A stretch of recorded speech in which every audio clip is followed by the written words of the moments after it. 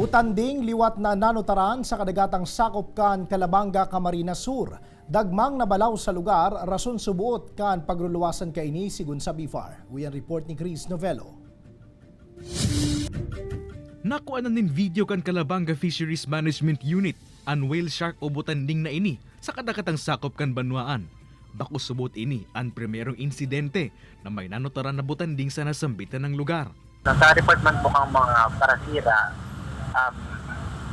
halos daily man po nakakain na butanding sa area po kung malabag niya. Basado sa BIFAR Bicol, mga bulan ng Pebrero hasta Oktubre kada taon, regular ang sighting kan mga binansagang gentle giant sa lugar. One of the reasons why nagiging regular ang sightings ng mga butanding dyan sa area is because season po kita ng balaw.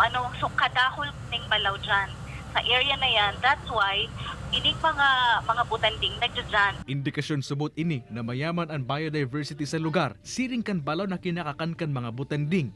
Pagirumdum kan mga otoridad, lalo na sa mga parasira sa lugar, na pag nakahiling ng siring, pabayaan na sanaan mga ini sa saindang natural habitat.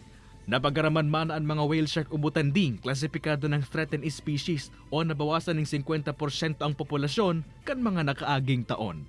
Kay Ban si Carlo Abonita, Chris Novello, Palitang Bicolandia.